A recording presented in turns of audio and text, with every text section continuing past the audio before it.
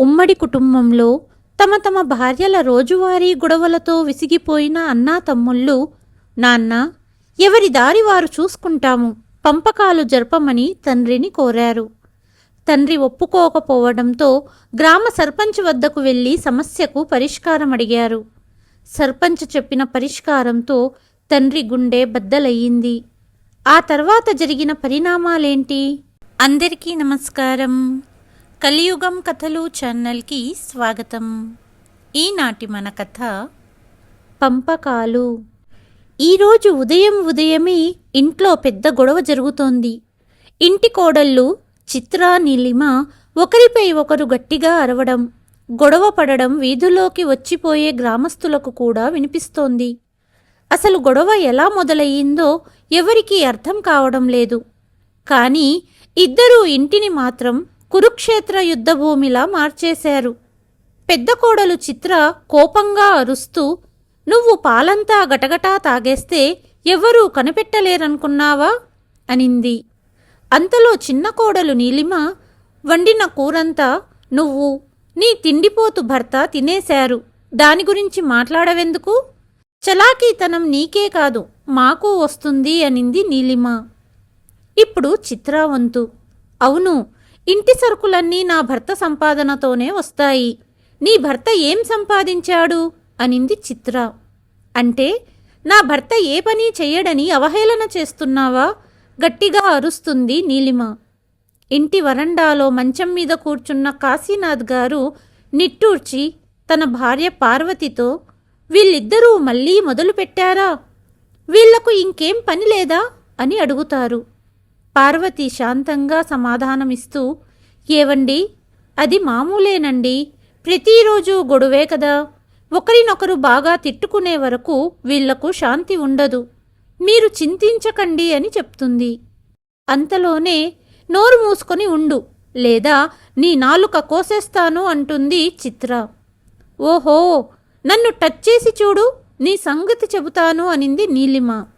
ఈరోజు గొడవ పెద్దది కావడం, ఒకరినొకరు కొట్టుకునే స్థాయికి చేరడంతో చిత్ర భర్త రాజేష్ పరిగెత్తుకుంటూ వచ్చాడు. చిత్ర చేతిని లాగుతూ, "ఇక చాలు చిత్ర, పద" అంటూ గదిలోకి తీసుకెళ్లాడు. అప్పుడే నీలిమ భర్త మోహిత్ కూడా, "ప్రతిరోజు మీ వలన ఇల్లంతా నరకంలా తయారవుతుంది, లోపలికి పద" అంటూ మనీషాని గదిలోపలికి తీసుకెళ్లాడు. గదుల్లోకి వెళ్లారు కానీ ఇద్దరి కోపం ఇంకా తగ్గలేదు. "చిత్ర, రోజూ ఇలా గొడవ పడడం ఏమన్నా బాగుంటుందా? ఇల్లన్న తర్వాత సర్దుకుపోవాలి" అన్నాడు రాజేష్. "అవునా, నాకు కలిసిమెలిసి ఉండమని చెప్తున్నారా? ముందు మీ గురించి నీలిమ ఏం మాట్లాడిందో తెలుసుకోండి" అంటుంది చిత్ర. దాంతో రాజేష్ ఆశ్చర్యపోయి, "అవునా, నా గురించి నీలిమ ఏం చెప్పింది?" అని అడుగుతాడు. "మీరు ఒక తిండిపోతులాగా ఇంట్లో సరుకులన్నీ తినేస్తారని, ఏ పని చెయ్యకుండా కూర్చుని తింటారని చెప్పింది" అంటుంది చిత్ర. రాజేష్ కోపంతో ఊగిపోయి, "ఆమెకు అంత ధైర్యమా? పెద్ద చిన్న తేడా లేకుండా నన్ను అన్ని మాటలనిందా?" అన్నాడు రాజేష్. "మరి అందుకే ఇలాంటి గొడవలకు దూరంగా ఉంటేనే మంచిది. మన ఇష్టమొచ్చినట్లు తిని మనకు నచ్చినట్లు బ్రతకవచ్చు" అని చెప్తుంది చిత్ర. మరోవైపు మోహిత్ నీలిమను తిడుతూ, "ఇద్దరూ ఎప్పుడూ ఎందుకు గొడవ పడతారు?" అని కోపంగా అరుస్తాడు. అప్పుడు నీలిమ విసుగ్గా, "నేను మాట్లాడితే గొడవ? మీ వదిన నన్ను అవమానిస్తే ఏమీ లేదా? ఆమె మిమ్మల్ని సోమరి, పనికిమాలిన వాడని ఎన్ని మాటలన్నదో తెలుసా? ఇకపై నేను మీ వదినతో కలిసి ఈ ఇంట్లో ఏ పని చెయ్యను" అంటుంది. అప్పుడు మోహిత్ కోపంగా, "అవునా, వదిన అలా అన్నదా?" అని అడుగుతాడు. "నమ్మకపోతే వెళ్ళి మీ వదిననే అడగండి" అంటుంది మనీషా. ఇద్దరు అన్నాతమ్ములు కోపంతో గదుల్లో నుండి బయటికి వస్తారు. వారి వెనుకనే వారి భార్యలు కూడా వస్తారు. ఇప్పుడు గొడవ కోడళ్ల మధ్య మాత్రమే కాకుండా అన్నాతమ్ముల మధ్య కూడా మొదలవుతుంది. రాజేష్ కోపంగా, "చిన్నా, నీ భార్యతో చిత్రకి క్షమాపణ చెప్పమను" అని అంటాడు. మోహిత్ సమాధానమిస్తూ, "అన్నయ్య, గొడవ మొదలుపెట్టింది వదిన. నీలిమ ఎందుకు క్షమాపణ చెప్పాలి? పక్కనే నిలబడిందిగా మీ ఆవిడ, ఏం మాట్లాడిందో అడుగు" అని అంటాడు మోహిత్. "నీ ముందు నీ భార్య నటిస్తుంది, మా గురించి నీకు అబద్ధాలు చెబుతుంది అని అంటాడు రాజేష్. అంతలో వీళ్లతో కలిసి ఉండే సమస్యే లేదు, ఈరోజు తేల్చేద్దాం అంటుంది చిత్ర. నిజమే, ఇక తేల్చేయండి, రోజూ ఈ గొడవలు భరించలేము అని నీలిమ కూడా అంటుంది. అప్పుడు తల్లి పార్వతి అక్కడికి వస్తుంది. పార్వతి గొంతులో కోపం కంటే నిస్సహాయత ఎక్కువగా కనిపించింది. మీరు నలుగురు ఏం మాట్లాడుతున్నారో మీకు అర్థమవుతుందా? కొంచెం కూడా సిగ్గులేదా?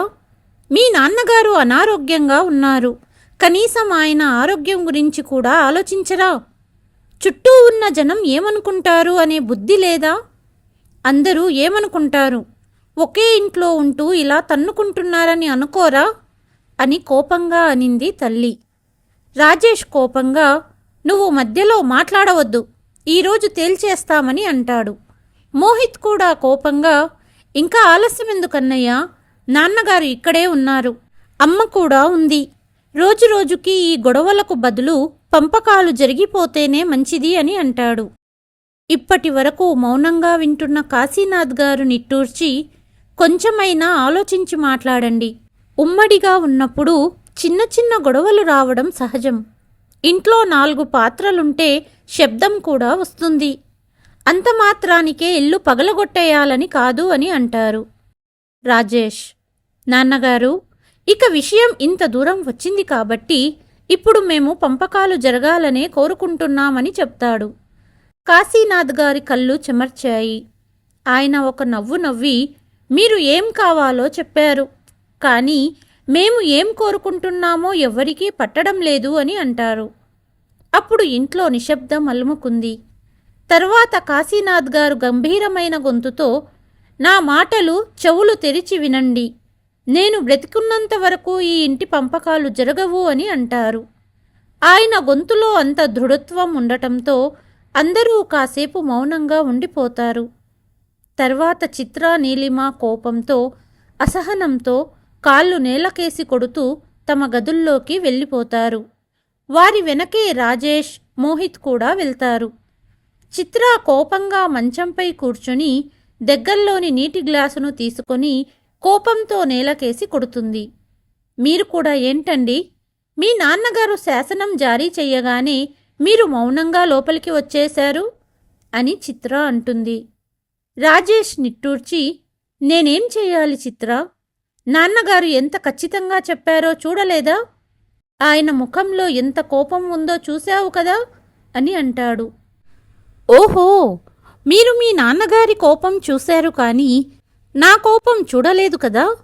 మీరు ఆయన ఏమన్నా తల వంచుకొని వింటూ నిలబడతారు, కానీ ఈసారి మాత్రం అలా కాదు, ఈ ఇంటి పంపకాలు జరగాలి, లేదంటే నేను నా పిల్లలతో పుట్టింటికి వెళ్ళిపోతాను అని చిత్ర బెదిరింపు స్వరంతో చెప్పడంతో రాజేష్ ఆశ్చర్యపోయాడు. అదేంటి అలా అంటున్నావు, నేను ఏదో ఒకటి చేస్తాను కదా అని రాజేష్ అంటాడు. మరోవైపు నీలిమ ముఖం కూడా కోపంతో ఎర్రబడింది. మంచంపై కూర్చున్న భార్యను చూసి మోహిత్ తలుపు మూస్తూ, మళ్ళీ మొదలు పెట్టకు నీలిమ, నాన్నగారు పంపకాలు జరగవని చెప్పారు కదా అని అంటాడు. అయితే ఈ ఇంట్లో నాకేమైనా గౌరవం ఉందా? నేను ఎప్పుడూ మీ వదినతో మాటలు పడాలా? ఇక చాలు, ఈ ఇంటి పంపకాలు జరిగే వరకు నేను ఒక్క మెతుకు కూడా అన్నం తినను అని కోపంగా అంటుంది నీలిమ.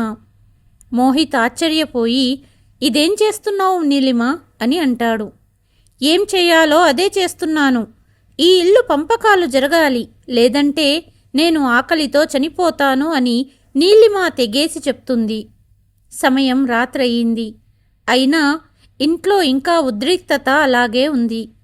రాజేష్, మోహితులు ఎటూ చెప్పలేని స్థితిలో ఉన్నారు. కానీ ఇంట్లో రోజురోజుకీ జరుగుతున్న గొడవలకు సరైన మార్గం ఒకటే, అదే పంపకాలు అని వారికి అర్థమయ్యింది. మరుసటి రోజు ఉదయం ఇద్దరు అన్నాతమ్ములు ఊరి సర్పంచ్ గోవిందయ్య గారిని తమ ఇంటికి పిలిచారు. సర్పంచ్ గారు ఇంట్లోకి రాగానే అక్కడ కుటుంబం మొత్తం అతని కోసమే వేచి ఉండడాన్ని చూశారు. పార్వతీ గారు, కాశీనాథ్ గారు ఒక మూలన నిశ్శబ్దంగా కూర్చున్నారు. మరోవైపు చిత్ర, నీలిమలు నిలబడ్డారు. ఇంట్లోకి వచ్చిన సర్పంచ్ గారితో రాజేష్ ఇలా అన్నాడు. సర్పంచ్ గారు, మీతో ఒక ముఖ్యమైన విషయం మాట్లాడాలని మిమ్మల్ని పిలిచాము. ఈ ఇంట్లో మేమంతా కలిసి ఉండడం కష్టంగా మారింది. కాబట్టి ఆస్తి పంపకాలు జరపాలని కోరుతున్నాము అని చెప్తాడు. ఈ మాట విని సర్పంచ్ గారు కాశీనాథ్ గారి వైపు చూశారు. కానీ కాశీనాథ్ మౌనంగా కూర్చున్నారు. సర్పంచ్ గారు నిట్టూరుస్తూ, కాశీనాథ్ గారు, కొడుకుల పెళ్లిళ్ల తర్వాత వాళ్లకు వాళ్ళ కుటుంబాలే ఎక్కువ ప్రాముఖ్యత అవుతాయి. కాబట్టి పంపకాలు జరగాల్సిన పరిస్థితి వస్తుంది. ప్రస్తుత ఇంట్లో సమస్యకు ఇదే పరిష్కారమైతే ఆలస్యం చెయ్యడంలో అర్థం లేదు అని అంటారు సర్పంచ్ గారు. ఒక్కసారిగా కాశీనాథ్ గారి గుండె బద్దలయ్యింది. కొద్ది క్షణాల్లో తేరుకొని కాశీనాథ్ గారు తన భార్య పార్వతీ వైపు చూస్తారు. ఆమె కళ్ళు చెమర్చడానికి సిద్ధంగా ఉన్నాయి. ఆయన గంభీరమైన గొంతుతో, నా పిల్లల సంతోషం ఇదే అయితే సరే, ఆస్తిని 2 భాగాలుగా చెయ్యండి అని చెప్తారు. సరే అయితే రేపు పంచాయతీలో మాట్లాడుకుందామని సర్పంచ్ వెళ్ళిపోయారు. ఊరిలో ఏ విషయమైనా ఊరి మధ్యలో గ్రామ పెద్దల ముందు పంచాయతీలో పరిష్కరించడం ఆ గ్రామ ఆనవాయితీ. కాశీనాథ్ గారి ఆరోగ్యం బాగోలేనందున ఇంటి ఆవరణలోనే పంచాయతీ చెయ్యాలని నిర్ణయించారు. మరుసటి రోజు ఊరి పంచాయతీ జరిగింది. విషయం ఊరంతా తెలిసిపోయింది. ఏమి జరుగుతుందో అని ఊరంతా చూడడానికి వచ్చారు. కాశీనాథ్ గారి కుటుంబం ఎప్పుడూ ఐక్యతకు మారుపేరుగా ఉండేది. కానీ ఇప్పుడు 2 ముక్కలుగా విడిపోతుందని చూడడానికి ఊరంతా గుమిగూడింది. ముందుగా ఇంట్లో ఉన్న ఉమ్మడి వస్తువులన్నీ 2 భాగాలుగా పంచుకున్నారు. వంట సామాను నుండి ధాన్యం వరకు ప్రతిదీ లెక్క పెట్టారు. తర్వాత 2 కోడళ్ళు తమకు కట్నంగా వచ్చిన ఫర్నిచర్ని వాళ్ల వాటాగా తీసుకున్నారు. ఇంట్లో ఉన్న దేవుడి విగ్రహాలను కూడా 2 కోడళ్ళు పంచుకున్నారు. తర్వాత ఏ భూమి ఎవరికి వస్తుందో కూడా నిర్ణయించుకున్నారు. ఇంటి హాల్ మధ్యలో ఒక గీత గీశారు. ఆ గీత ఇప్పుడు 2 అన్నాదమ్ముల హద్దులను నిర్ణయిస్తుంది. దుకాణం, పొలాలు కూడా సమానంగా వాటాలు వేసి పంచుకున్నారు. అన్నీ పంచుకున్న తర్వాత సర్పంచ్ గారు గంభీరంగా, అన్ని పంపకాలు అయిపోయాయి. కానీ ఒక ప్రశ్న, మీ అమ్మా నాన్నల సంగతేంటి? వాళ్ళని ఎవరు చూసుకుంటారు? చిన్న కొడుకు మోహిత, పెద్ద కొడుకు రాజేషా? అసలు ఈ ఇల్లు, ఈ సామాన్లు, ఈ భూమి అంతా వాళ్ళదే కదా. కానీ ఇప్పుడు వాటన్నిటినీ మీరు పంచుకున్నారు. వాళ్ళు ఎక్కడ ఉంటారు? ఏమైనా ఆలోచించారా అని అడిగారు సర్పంచ్ గారు. అక్కడి వాతావరణం నిశ్శబ్దంగా మారింది. రాజేష్, మోహిత్ ఒకరి ముఖాలు ఒకరు చూసుకున్నారు. ఇంతవరకు అనుకున్నది గెలిచిన ఆనందంలో ఉన్న చిత్ర, నీలిమలు ఒకరినొకరు చూసుకున్నారు. అప్పుడు చిత్ర దగ్గుతూ భర్తకు సైగ చెయ్యటంతో రాజేష్ తడబడుతూ, చూడండి, నేను పెద్దవాడినే, అయినా పంపకాలు సమానంగా జరిగాయి కాబట్టి అమ్మా నాన్నల బాధ్యత కూడా సమానంగా ఉండాలి అన్నాడు. అప్పుడు సర్పంచ్ పక్కన ఉన్న ఒక పెద్దాయన, కానీ రాజేష్, నువ్వు పెద్ద కొడుకువి, అమ్మా నాన్నలను నీ దగ్గర ఉంచుకోవటం నీ మొదటి బాధ్యత అన్నారు. ఇప్పటి వరకు మౌనంగా ఉన్న చిత్ర కోపంగా, సరే అయితే అత్తయ్య మామయ్యలకు కూడా ఆస్తిలో ఒక వాటా ఇవ్వండి, అప్పుడు మేము వాళ్ళని మా దగ్గర ఉంచుకుంటాము అనింది. నీలిమ కూడా వెంటనే, అదెలా కుదురుతుంది? ఒక పని చేద్దాం, అత్తయ్యను మేము మా దగ్గర ఉంచుకుంటాం, మామగారు అక్క బావగారితో ఉంటారు అనింది.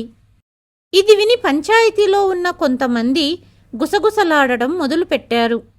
కానీ రాజేష్, మోహిత్లు ఈ నిర్ణయానికి అంగీకరించారు. వృద్ధాప్యంలో ఉన్న తల్లిదండ్రుల భవిష్యత్తును వాళ్ళని అడగకుండానే నిర్ణయించేశారు కొడుకు, కోడళ్ళు. కాశీనాథ్ గారు, పార్వతీ గారు ఒక మూలన నిలబడి అన్నీ వింటున్నారు. ఈరోజు వాళ్ళ సొంత కొడుకులే వాళ్ళని ఒక వస్తువులాగా పంచుకున్నారు. కాశీనాథ్ గారి కళ్ళు చెమర్చాయి. కానీ ఆయన ఏమీ మాట్లాడలేదు. సర్పంచ్ గారు బాధగా, సరే, మీరంతా ఇదే కోరుకుంటే అలాగే కానివ్వండి అన్నారు. పంచాయితీ ముగిసింది. ఊరి వాళ్ళు నెమ్మదిగా అక్కడి నుండి వెళ్ళిపోయారు. ఒకప్పుడు సంతోషాలతో కలకలలాడే ఆ ఇంట్లో ఈరోజు శూన్యం అలుముకుంది. ఇంటి ఆవరణలో 2 ముసలి నీడలు మాత్రమే కూర్చున్నాయి. వారే కాశీనాథ్ మరియు పార్వతీ గారు. కాశీనాథ్ గారు నిట్టూర్చి ఇంటివైపు చూశారు. ఈరోజు మొదటిసారి ఆయనకి ఆ ఇల్లు పరాయిగా అనిపించింది. అప్పుడు గట్టిగా ఒక గొంతు వినిపించింది. అత్తయ్య, లోపలికి రండి, ఇక మీరు మా వైపు ఉండండి అని చిన్న కోడలు నీలిమ అనింది. అప్పుడు చిత్ర కూడా వచ్చి, మామయ్య గారు, మీరు మా వైపు రండి అనింది. కాశీనాథ్ గారు నెమ్మదిగా, మేమిద్దరం వేరువేరుగా ఉండము అన్నారు. వెంటనే చిత్ర తన భర్త వైపు చూసి వ్యంగ్యంగా, చూడండి, వయసు మీద పడింది కానీ కలిసి ఉండాలనే కోరిక ఇంకా తగ్గలేదు మీ నాన్నగారికి అనింది. కాశీనాథ్ గారు కళ్ళు మూసుకొని, చిత్ర, ముసలితనంలోనే భార్యాభర్తలకు ఒకరికొకరు ఎక్కువ అవసరమవుతారు. చేతులు వనకడం మొదలైనప్పుడు, కాళ్ళు సహకరించినప్పుడు ఒకరికొకరు తోడు మాత్రమే జీవితానికి చివరి ఆధారం అవుతుంది. నా ఆరోగ్యం ఇప్పుడు బాగోలేదు.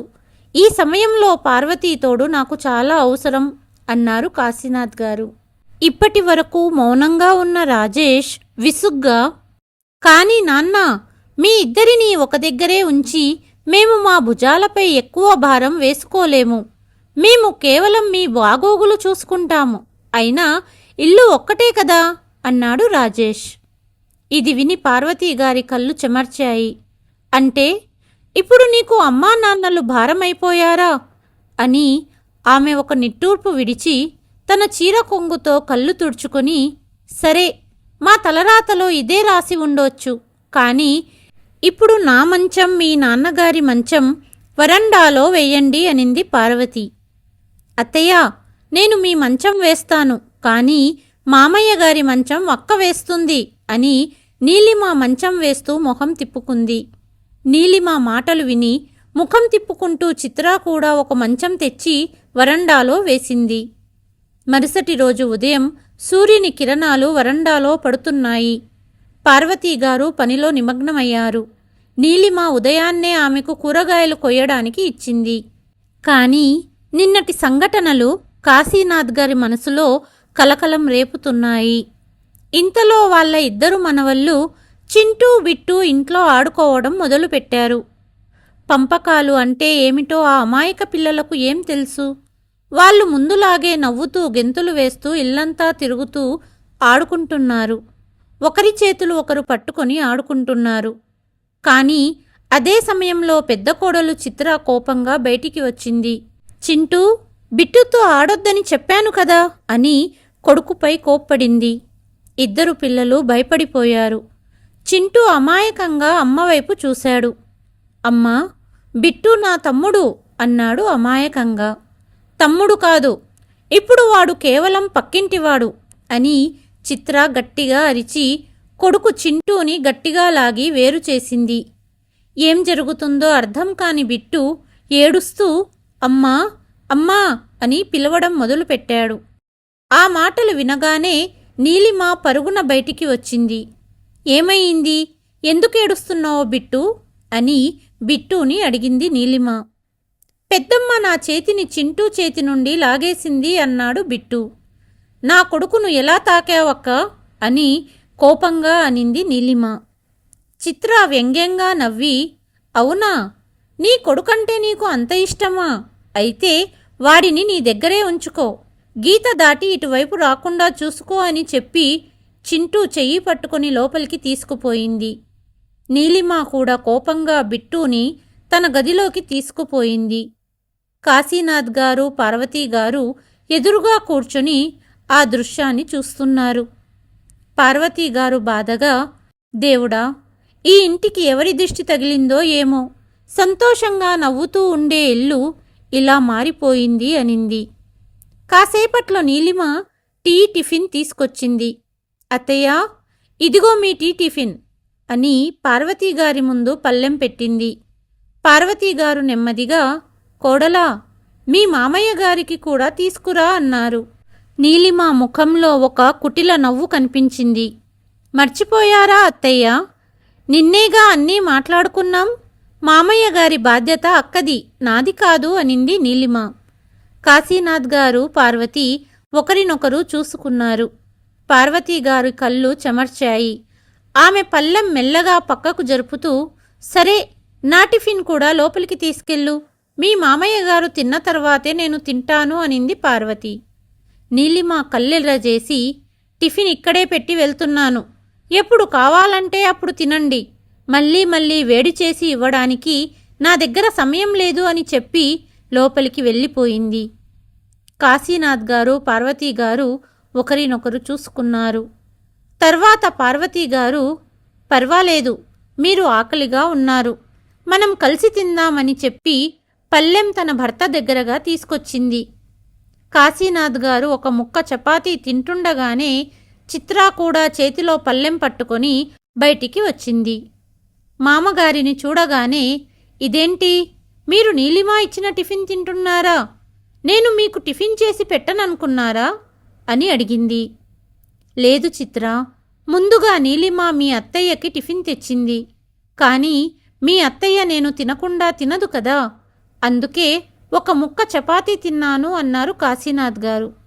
సరే అయితే ఇంకొకసారి నీలిమ ఇచ్చిన టిఫిన్ మీరు తినకండి అని చిత్ర అనింది. కాశీనాథ్ గారు నెమ్మదిగా, చిత్ర, రాజేష్ ఎక్కడున్నాడు అని అడిగారు. చిత్ర ఏదో చెప్పబోతుండగానే గదిలో నుండి రాజేష్ బయటికి వచ్చాడు. అతను తొందరగా దుకాణానికి వెళ్ళడానికి సిద్ధమవుతున్నాడు. కాశీనాథ్ గారు అతన్ని దగ్గరగా పిలిచి, రాజేష్, షాప్కి వెళ్తున్నావు కదా, వెళ్తూ వెళ్తూ మీ అమ్మ అద్దాలు తీసుకువెళ్ళు. 2 రోజులుగా విరిగిన అద్దాలు పెట్టుకుంటోంది. షాపు పక్కనే అద్దాల షాపుంది, సరి చేయించుకోరా అన్నారు. రాజేష్ అయిష్టంగా అద్దాలు తీసుకోవడానికి చెయ్యి చాపుతుండగా చిత్ర దగ్గుతూ భర్తకు సైగ చేసింది.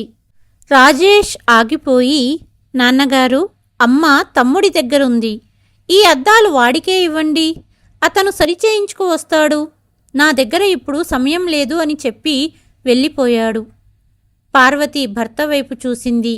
ఆయన ముఖంలో బాధ, నిస్సహాయత స్పష్టంగా కనిపిస్తున్నాయి. ఏ జన్మలో ఎలాంటి పాపం చేశామో ఈరోజు చూడవలసి వస్తోంది అన్నారు కాశీనాథ్ గారు. పక్కనే కూర్చున్న పార్వతీగారు ఆయన భుజంపై చెయ్యి వేసి, చింతించకండి, దేవుడే ఉన్నాడు, అన్నీ సర్దుకుంటాయి అన్నారు. 15 రోజులు అలాగే గడిచిపోయాయి. కాశీనాథ్ గారికి కొడుకుల మనస్సులో తమకు చోటు లేదని పూర్తిగా అర్థమైపోయింది. రోజూ ఏదో ఒకటి జరుగుతూ ఆయన మనసుని బాధించేది. నాన్నగారికి ఆరోగ్యం బాగోకపోయినా, మందులు అయిపోయినా చిన్న కొడుకు కోడలు పట్టించుకునేవారు కాదు. అమ్మకి ఏదైనా సమస్య వస్తే పెద్ద కొడుకు కోడలు కూడా పట్టించుకునేవారు కాదు. కానీ ఈరోజు కాశీనాథ్ గారు ఒక నిర్ణయానికి వచ్చారు. ఉదయాన్నే 2 కొడుకులను కోడళ్లను పిలిచారు. రాజేష్, మోహిత్, మీతో ఒక ముఖ్యమైన విషయం మాట్లాడాలి అన్నారు. రాజేష్, మోహిత్ ఒకరినొకరు చూసుకున్నారు. అంతలో చిత్ర, నీలిమలు కూడా వచ్చి నిలబడ్డారు. కాశీనాథ్ గారు నిట్టూర్చి నేరుగా, ఇక చాలు, నేను పార్వతి వేరువేరుగా ఉండలేము, మేము ఎప్పుడూ కలిసే ఉంటాము అన్నారు. కానీ నాన్నగారు, ఇల్లు ఒక్కటే కదా అని మోహిత్ అన్నాడు. నిజమే, ఇల్లు ఒక్కటే, కానీ మీరు దాన్ని 2 ముక్కలు చేశారు. ఇంట్లో భోజనం మాత్రం వేరువేరుగా వండుతున్నారు అని అన్నారు కాశీనాథ్ గారు. రాజేష్ పరిస్థితిని చక్కదిద్దడానికి ప్రయత్నిస్తూ, నాన్నగారు, అలా ఎందుకంటున్నారు? మీకు ఏమైనా ఇబ్బంది కలుగుతుందా అని అడిగాడు. కాశీనాథ్ గారు నవ్వారు. కానీ ఆ నవ్వులో బాధ దాగి ఉంది. ఇబ్బందా? మీరు మాకు సంతోషమేమైనా ఇచ్చారా? అయినా మాకు ఒకటే కావాలి, నేను పార్వతి కలిసి ఉంటాము. ఈ పంపకాలు ఇక మేము భరించలేము అన్నారు. రాజేష్, మోహిత్ ఒకరినొకరు చూసుకున్నారు. ఇప్పుడు నీలిమ ఆందోళన చెందింది. ఆమె తన అత్తను తన దగ్గరే ఉంచుకోవాలని కోరుకుంది. ఎందుకంటే రోజంతా ఆమెతో పని చేయించుకోవచ్చు అనుకుంది. మరోవైపు చిత్ర తోడికోడలు నీలిమ అత్తను తన దగ్గర ఉంచుకుని ఆనందంగా ఉండటం చూసి అసూయపడుతూనే ఉంది. కానీ చిత్ర మాత్రం అనారోగ్యంతో ఉన్న మామగారికి భోజనం పెట్టాల్సి వస్తోంది. కాసేపు మౌనంగా ఉన్న తరువాత నా దగ్గర ఒక పరిష్కారం ఉంది అనింది చిత్ర. కాశీనాథ్ గారు ఆమె వైపు చూశారు.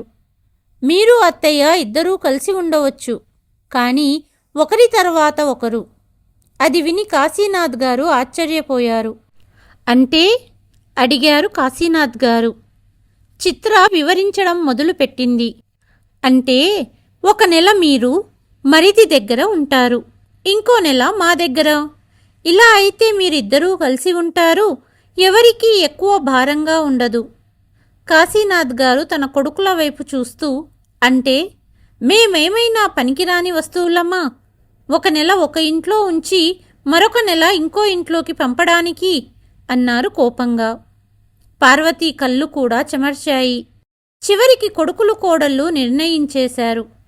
కాశీనాథ్ పార్వతీ గారు ఇలాగైనా కలిసి ఉండొచ్చని ఒప్పుకోవలసి వచ్చింది.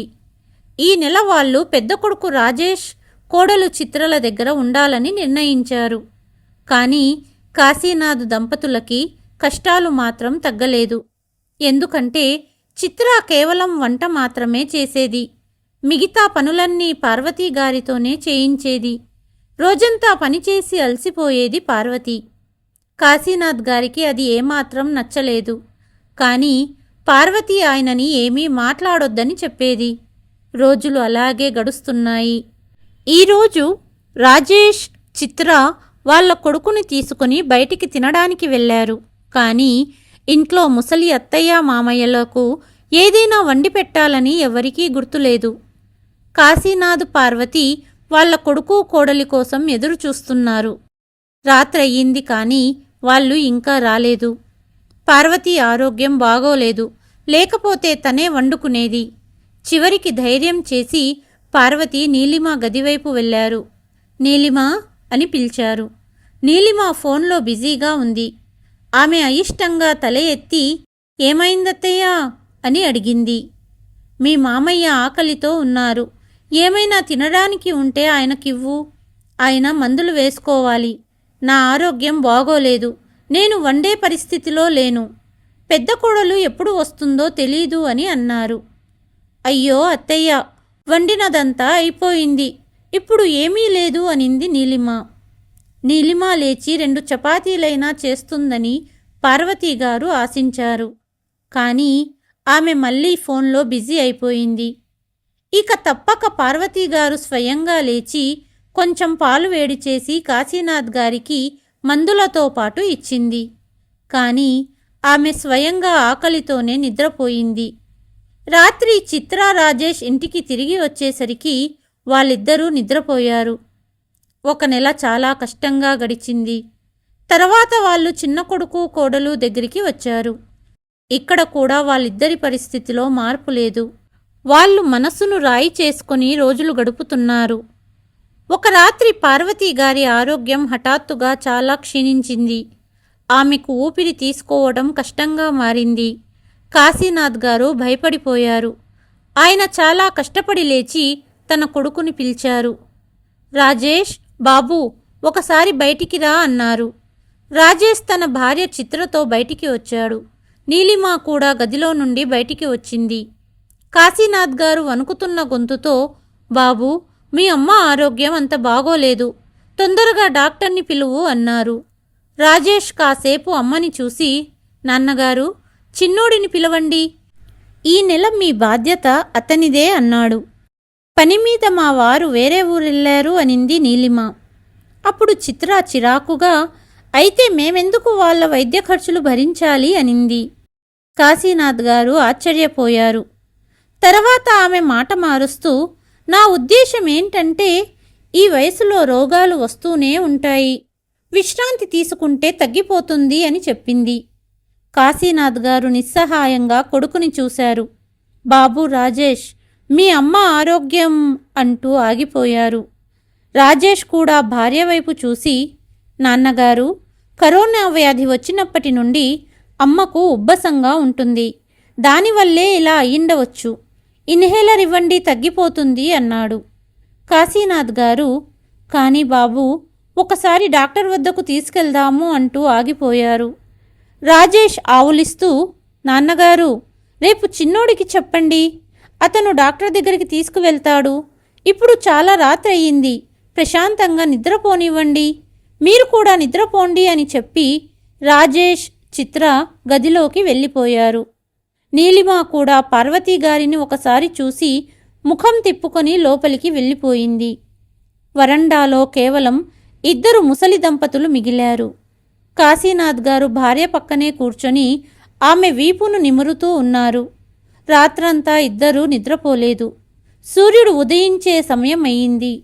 పార్వతీ, ఇప్పుడు నీ ఆరోగ్యం ఎలా ఉంది? కాశీనాథ్ గారు అడిగారు. పార్వతీ కళ్ళ నుండి కన్నీళ్లు వచ్చాయి. ఆమెకు శ్వాస తీసుకోవడం ఇంకా కష్టంగా ఉంది. కాశీనాథ్ గారు ఆమె అరచేతిని తన చేతిలోకి తీసుకున్నారు. అప్పుడే అతని చిన్న కొడుకు కూడా ఇంటికి తిరిగి వచ్చాడు. కానీ సరాసరి లోపలికి వెళ్ళిపోయాడు. కాశీనాథ్ గారికి కొంచెం ఉపశమనం కలిగింది. కాశీనాథ్ గారు లేచి తన చిన్న కొడుకుని పిలిచారు. బాబు మోహిత్, అమ్మను డాక్టర్ దగ్గరికి తీసుకువెళ్ళాలి, మీ అమ్మ ఆరోగ్యం బాగోలేదు అన్నారు. చిన్న కొడుకు కళ్ళు నులుముకుంటూ, ఇప్పుడు నేను చాలా అలసిపోయాను నాన్నగారు, కాసేపు నిద్రపోనివ్వండి, మీరు అన్నయ్యకు చెప్పండి అన్నాడు. కాశీనాథ్ గారు ఆశతో పెద్ద కొడుకు దగ్గరికి వెళ్ళారు. రాజేష్ అంటూ పిలిచారు. రాజేష్ మొబైల్ స్క్రోల్ చేస్తూ, నాన్నగారు, నా దగ్గర సమయం లేదు, ఈ నెల మీరు చిన్నోడి దగ్గర ఉన్నారు కాబట్టి అది అతని బాధ్యత అవుతుంది అని సమాధానమిచ్చాడు. కాశీనాథ్ గారు నిస్సహాయంగా నిలబడిపోయారు. ఇప్పుడు కొడుకులు తల్లి అనారోగ్యాన్ని కూడా తమ బాధ్యతగా స్వీకరించడానికి సిద్ధంగా లేరు. కాశీనాథ్ గారు ఒక్క క్షణం 2 కొడుకులను చూశారు. ఎవ్వరూ సమాధానం ఇవ్వలేదు. కాశీనాథ్ గారు వణుకుతున్న చేతులతో పార్వతీ గారికి ఆధారమిచ్చి తన దగ్గర ఉన్న కొంత డబ్బు తీసుకొని తన భార్యను ఆటోలో కూర్చోబెట్టి స్వయంగా ఆసుపత్రికి బయలుదేరారు. ఆసుపత్రికి చేరుకున్న వెంటనే డాక్టర్లు పరీక్షలు చేసి వెంటనే పార్వతీ గారిని చేర్చుకొని చికిత్స ప్రారంభించారు. కాసేపటి తర్వాత కాశీనాథ్ గారు తన 2 కొడుకులకు ఫోన్ చేశారు. మొదట్లో 2 ఫోన్ ఎత్తలేదు. తరువాత చాలా ప్రయత్నాల తర్వాత చిన్న కొడుకుతో మాట్లాడారు. అమ్మకు సీరియస్గా ఉందని చెప్పారు కాశీనాథ్ గారు. నాన్నగారు, మేము వస్తాము అని చెప్పి అతను ఫోన్ పెట్టేశాడు. మధ్యాహ్నం రాజేష్, చిత్ర వచ్చారు. కాసేపటి తర్వాత మోహిత్, నీలిమ కూడా చేరుకున్నారు.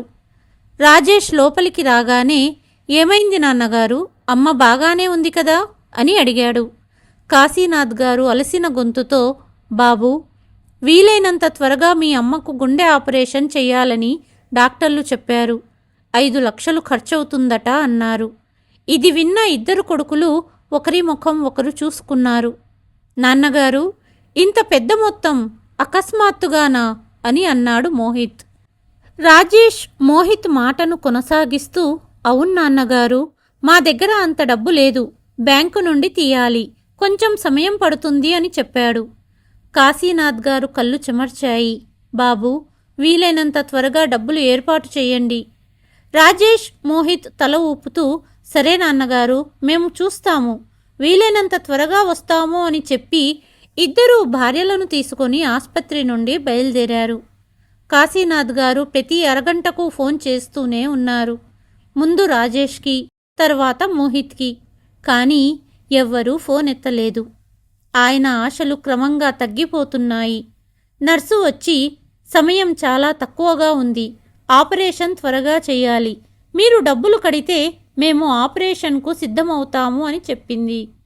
కాశీనాథ్ గారు ప్రతిసారి ఒకే సమాధానం చెబుతున్నారు. నా కొడుకులు వస్తూనే ఉంటారు, వాళ్ళు రాగానే డబ్బు కడతాను అన్నారు. కానీ చూస్తుండగానే రాత్రయ్యింది. వాళ్ళిద్దరూ రాలేదు. పార్వతీ గారి పరిస్థితి మరింత క్షీణిస్తోంది. కాశీనాథ్ గారు ఆమె చెయ్యి పట్టుకున్నారు. పార్వతీ కూడా ఆయన అరచేతిని గట్టిగా పట్టుకున్నారు. కానీ పార్వతీ గారి పట్టు నెమ్మదిగా వదులుతూ ఏదైతే జరగకూడదని కాశీనాథ్ గారు భయపడ్డారో అదే జరిగింది. కాశీనాథ్ గారు చల్లబడిన భార్య చేతిని పట్టుకొని వెక్కి వెక్కి ఏడ్చారు. అంత రాత్రివేళ ఆస్పత్రిలో నిశ్శబ్దంలో కాశీనాథ్ గారి ఏడుపు మాత్రమే వినిపిస్తుంది. ఆయన వణుకుతున్న చేతులతో ఫోన్ తీసి ఇంటి నెంబర్ డయల్ చేశారు. రాత్రి సమయం. ఫోన్ పదే పదే మోగుతోంది. చివరికి రాజేష్ ఫోన్ ఎత్తాడు. హలో నాన్నగారు, ఈ రాత్రిపూట ఫోన్ ఎందుకు చేశారు అన్నాడు. రాజేష్, మీ అమ్మ ఇక లేదు అని చెప్పి ఆయన వెక్కి వెక్కి ఏడ్చారు. రాజేష్ ఒక్క క్షణం నిశ్చలంగా నిలబడిపోయాడు. అవునా, మేము రేపు రావాలనుకున్నాము అని అన్నాడు రాజేష్. కాశీనాథ్ గారికి ఏడుపు ఆగడం లేదు. మరుసటి రోజు ఉదయం పార్వతీ అంత్యక్రియలు జరిగాయి. కాశీనాథ్ గారు భార్యను చూస్తూ రాయిలాగా నిలబడి ఉన్నారు. కొడుకులు తలలు వంచుకుని నిశ్శబ్దంగా నిలబడి ఉన్నారు. చితి మండుతోంది. మంటలు ఆకాశం వైపు ఎగసిపడుతున్నాయి. చివరికి పార్వతీగారు ఈ లోకాన్ని విడిచిపెట్టారు.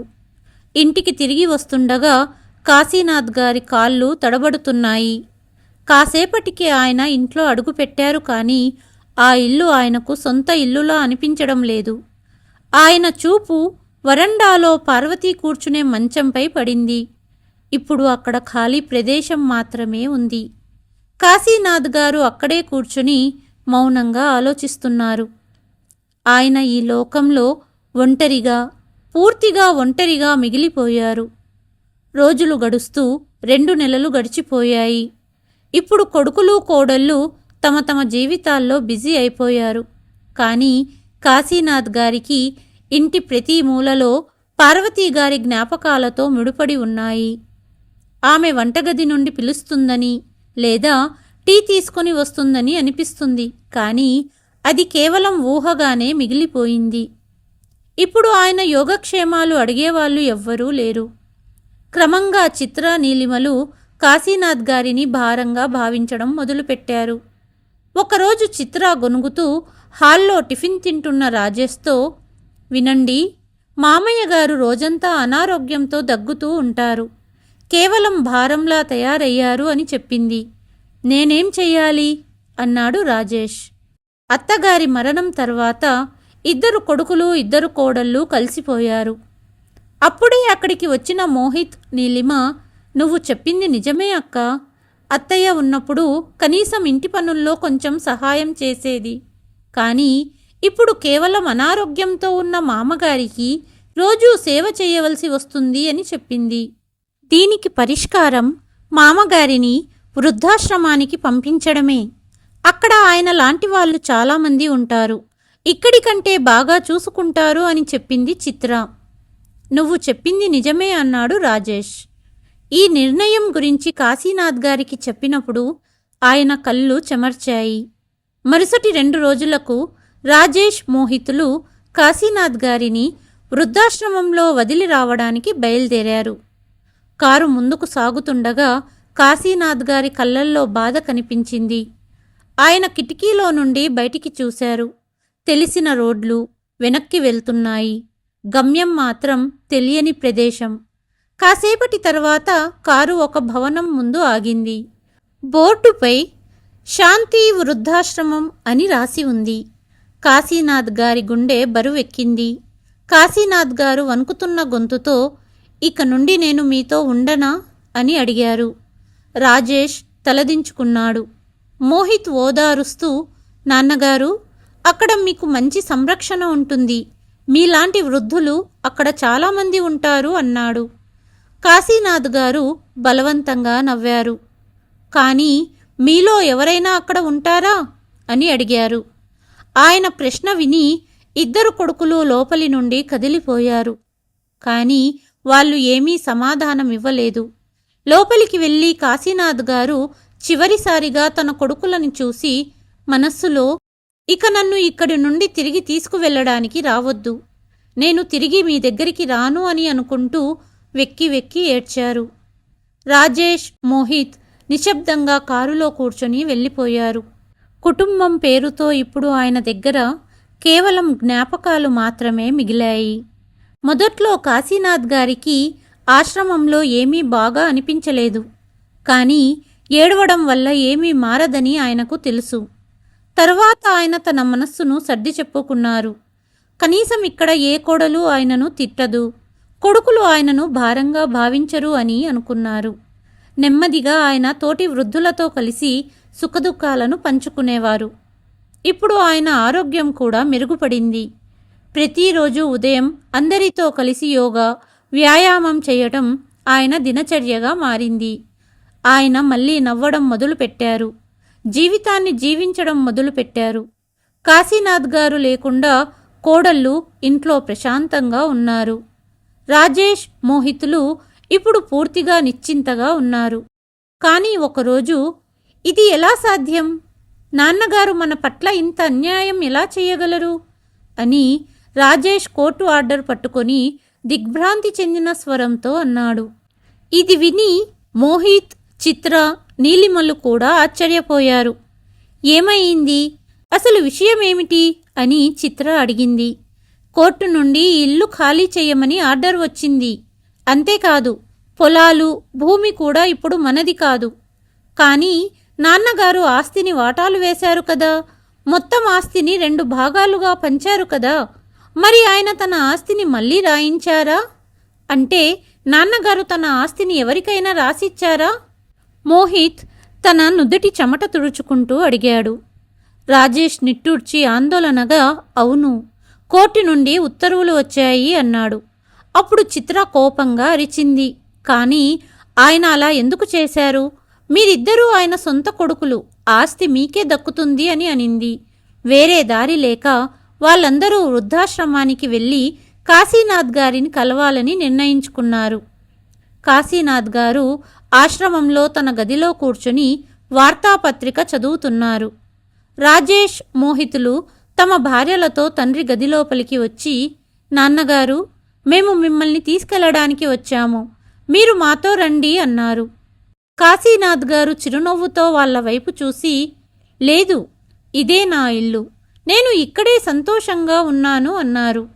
కాశీనాథ్ గారి ముఖంలో దృఢమైన నమ్మకం కనిపిస్తోంది. ఆయన కళ్ళల్లో బాధ లేదు. లేదు నాన్నగారు, మేము మా తప్పును సరిదిద్దుకోవాలనుకుంటున్నాము అని రాజేష్ వేడుకుంటూ అన్నాడు. మోహిత్ కూడా కళ్ళు తుడుచుకుంటూ, అవును నాన్నగారు, మిమ్మల్ని ఇక్కడ ఒంటరిగా వదిలి వెళ్ళలేము, మాతో రండి అన్నాడు. కానీ కాశీనాథ్ గారు, ఒంటరిగానా? మీ అమ్మ నన్ను ఒంటరిగా వదిలిపోయినప్పటి నుంచి నేను ఒంటరిగానే ఉన్నాను. ఇప్పుడు నాకు ఇక్కడ చాలామంది తోడు ఉన్నారు అన్నారు. కానీ నాన్నగారు, మాకు ఒక విషయం అర్థం కావడం లేదు. మాకు ఇవ్వాల్సిన ఆస్తిని ఎవరి పేరు మీద రాశారు? కోర్టు నోటీస్ ఎందుకు ఇచ్చారు అని అడిగాడు రాజేష్. ఇప్పుడు మేమెక్కడికి వెళ్ళాలి నాన్న? కనీసం నీ మనవళ్ళ గురించి ఆలోచించలేదా? మీరు మా వాటాను ఎవరికి ఇచ్చారు అని అడిగాడు మోహిత్. కాశీనాథ్ గారు నిట్టూర్చి, మీరు మీ తల్లిదండ్రుల పట్ల బాధ్యత నెరవేర్చనప్పుడు హక్కులను ఎలా ఆశించగలరు? నేను మీకు వాటా ఎందుకు ఇవ్వాలి? మీరు నా గురించి, నా భార్య గురించి ఆలోచించనప్పుడు నేను మీ గురించి ఎందుకు ఆలోచించాలి? నా వాళ్ళు నన్ను తిరస్కరించినప్పుడు ఇతరులు నాకు ఆశ్రయమిచ్చారు. అందుకే నా మొత్తం ఆస్తిని ఈ వృద్ధాశ్రమానికి రాసిచ్చాను. నా సొంత కొడుకులు నన్ను తిరస్కరించినప్పుడు నాకు అండగా నిలిచిన స్థలం ఇదే అన్నారు కాశీనాథ్ గారు.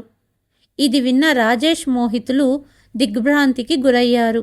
వారి కళ్ళ నుండి కన్నీళ్లు కారాయి. అప్పుడు చిత్ర అనింది, కానీ మామయ్య గారు, ఇది అన్యాయం అనింది. అప్పుడు కాశీనాథ్ గారు, లేదు కోడలా, ఇప్పుడే ఒక వృద్ధాప్య తల్లి తండ్రికి న్యాయం జరిగింది అన్నారు.